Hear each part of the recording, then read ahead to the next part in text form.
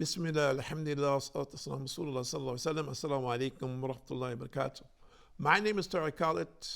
I'd like to welcome to our program, Sharjah, here on Sharjah TV. Doing good. And we hope by Allah's mercy and grace that you, yes, you, are doing the deeds that are pleasing to Allah today. And that you will continue to do them tomorrow. And understanding and comprehending that in a proper manner, that you'll get the reward for it in this life and hereafter. And that's essential for all of us. Whether you know it or you don't know it, it's time to wake up to it. So let's read what Allah says in the Quran. First of all, from chapter number 5, verse number 55. Surah number 5, verse number 55. Bismillahirrahmanirrahim. O you who believe, do your duty to Allah. Seek the means of approach unto Him, and strive with might and main in His cause, that you may prosper. And again in verse number 35 of the same chapter 5. Whoever works righteousness, man or woman, and has faith, verily to him we will give a new life, a life that is good and pure.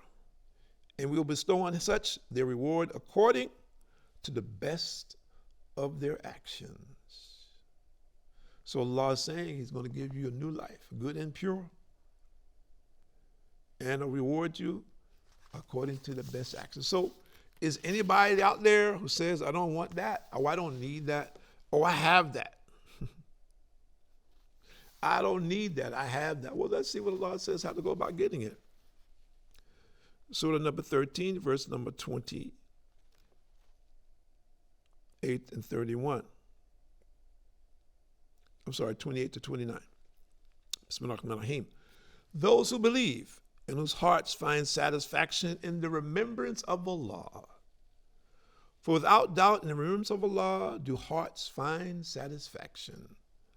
For those who believe and work righteousness is blessedness and a beautiful place of final return. So, and there's millions of people out there who their hearts are, just ill at ease.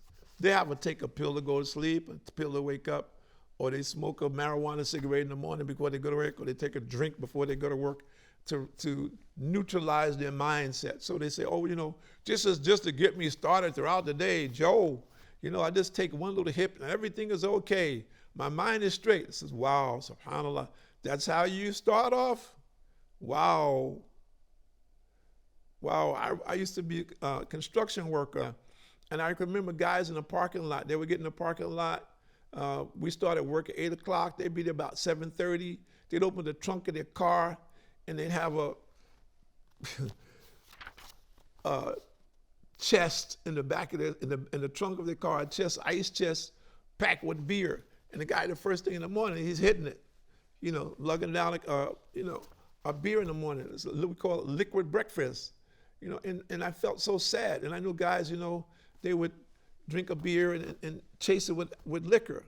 I mean, of course, they were alcoholics. They didn't realize they become alcoholics like that their lifestyle had become like that. They had what we call liquid lunch also. The guys at lunchtime would go out to the bar and get drunk and come back to the work drunk, as an example. So, and they never dealt with the realities of what caused them to do that. And as a result, it became habitual and they become addicted, of course. And that lifestyle became something that they live on a continual basis, daily basis. So I'm saying to you out there, if you find yourself on that path, anywhere on that path, turn around. Allah is telling you, surely happiness comes in the remembrance of Allah. Peace comes in the remembrance of Allah. People in many instances are trying to overcome whatever difficulties they may have in their life by substance abuse, or in some ways abusing others. A whole host of situations. And then there are those who actually harm themselves physically. And then the people take it to another degree and commit suicide. We're saying, Surely in the remembrance of Allah do hearts feel peace. So turn yourself to Allah. Give yourself to Allah. Resolve yourself to obeying the commandments of Allah. Sit down, read the Quran, and think about it. Contemplate, how does it relate to you in this time? Some people say, the Quran that was written 1,400 years ago, we're in the 21st century now, it's a different day. This is rubbish. Allah revealed the Quran as the final revelation for all of mankind until the last day. What does it mean? It means it's relevant to any society that comes after us until the day of judgment.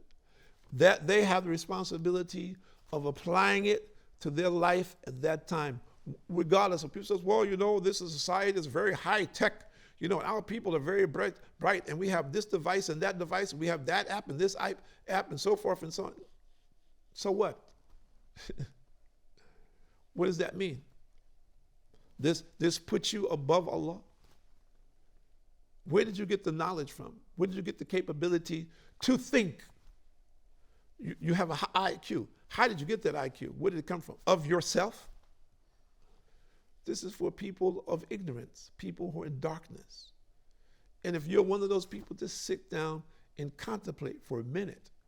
What is the real essence of your knowledge? What is the real essence of your wealth? What is the real essence of your position or status? Is it because you worked so hard?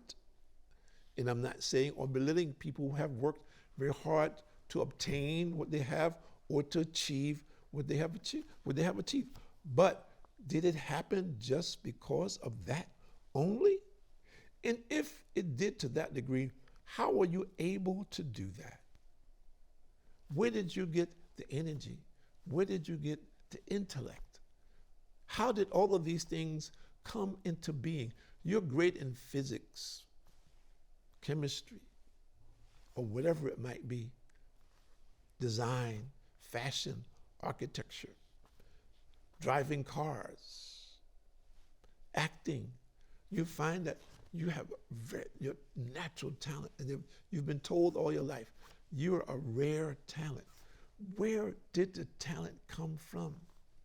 Well, I had a teacher, and my teacher worked with me since I was 5 years old because they saw that I had potential. Where did the potential come from? How did the teacher come into being? The teacher who helped guide you, how did that teacher go about doing that? How or he or she know that you had that potential? What methodology did they use to help develop it and nurture it and bring it out? How did their experience come into being? Just perchance? Just because they made effort? Not at all. None of it could come into being without Allah's knowledge and permission. None of it. So if we understand that Allah is the source of all knowledge and understanding and all wisdom, and for all of these things to come together and to work in behalf of anything, it only happens by Allah's permission. So we need to get first things first and put it in the proper perspective. When we do that, then our lives will come into the correct perspective. When we don't do that, then we face difficulties. And those difficulties may come in many shapes and forms, which will take us away from what? The help of Allah. As we're seeing today. And I don't want to go into that, but people say, oh, brother, you're very harsh, you're very difficult. You're saying that these people, their condition is like this because they're doing so and so. So well, fine. If you don't believe that the negativity in your life that you may not identify as negativity, or those things which are harmful, or which have caused unnecessary difficulty for you in your life, are not related to your lifestyle, then I'll tell you something very simple. Stop doing the things for a few days and see the result. And during those few days, call on your Lord. Leave whatever it is that you're doing and call on your Lord for a few days and watch and see what happens. If you don't think that it has no impact, you think that what you're doing is okay and everybody is doing it, so there's no issue with it. I'm just like everybody else. If that makes sense to you, it's fine.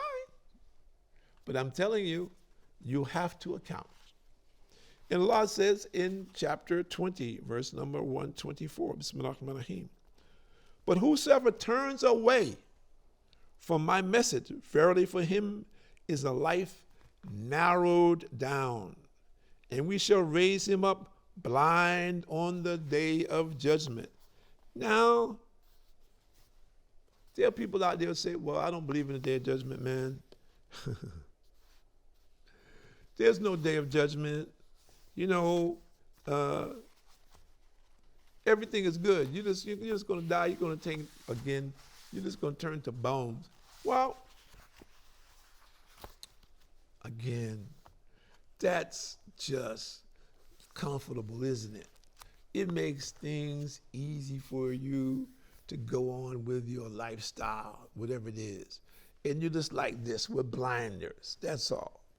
Deaf, dumb, and blind.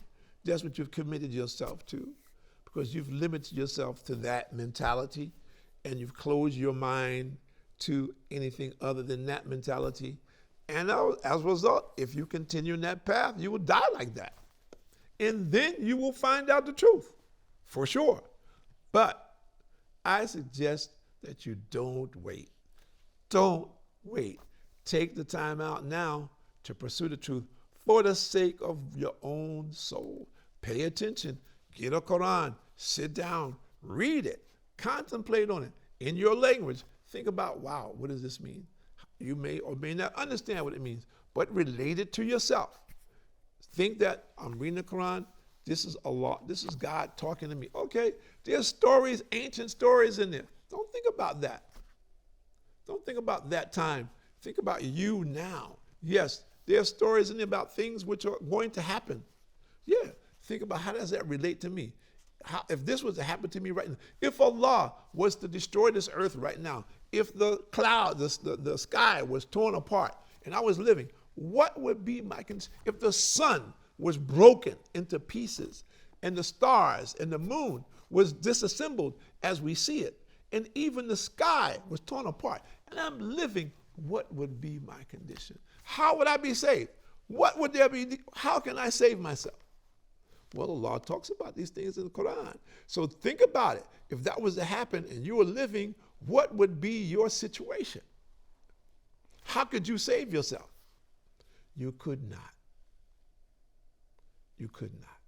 And guess what? If you were not a believer, it would be too late. When the sun rises from the west, the people who are alive then will believe. But Allah will not accept any belief because they had all this time to believe and they refused. Now people say, oh, how can the sun rise from the west? Sun rises in the east. We know that. Well, scientists are saying today that they can see scientifically how that could possibly happen. Not that Allah needs science. Allah wants it, says, kun fayakun, be, sun up, sun down, class. Be it is. That's it. It's easy for Allah. He created it, he do as he wants. But it's going to happen. It's going to happen. And the people who are alive will understand. When they see that, they will understand. It will be complete for them to believe, but Allah will not accept it. So do not be like these people. Do not be like the people of the Pharaoh of Moses, who did not believe and refused to believe when Moses ﷺ came to them, and they refused. Don't be like those people. And they drowned in the sea because they didn't believe.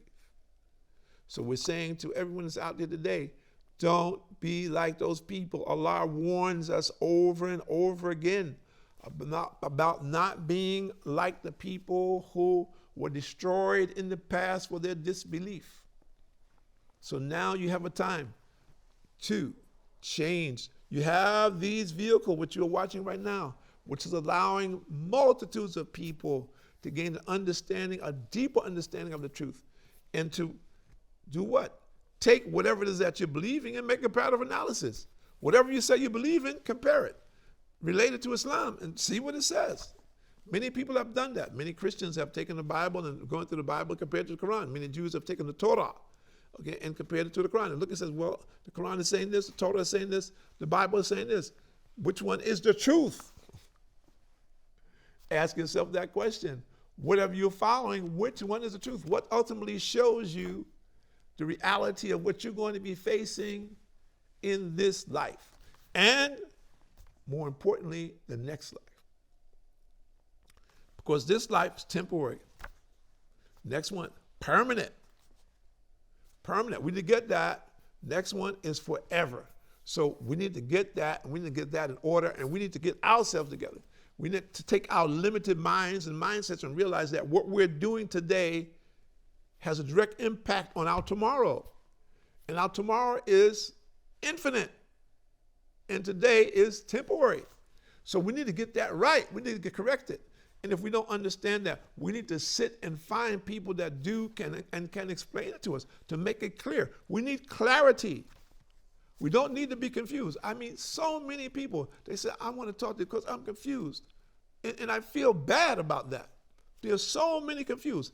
These instruments, the one that you're watching right now, are confusing so many people. And this is what we're saying. Take the time out. Go sit with a person of knowledge for the sake of your own soul. Make that the good that you do today. Do it for the sake of your own soul, for the pleasure of Allah. Make sure that you're following the correct path before it's too late. And the angel of death visits every house every single day until every soul will leave. He will take every soul. So do not think that you will be an exception. My name is Tariq Khalid. I'd like to thank you for joining us here at Sharjah TV on Doing Good. And we hope and we pray by Allah's grace and mercy that you accept this good and that it becomes an inspiration for you to inspire others. And that's what we're talking about. Inspire people to do good on a continual basis every single day. Assalamu alaikum wa rahmatullahi wa barakatuh.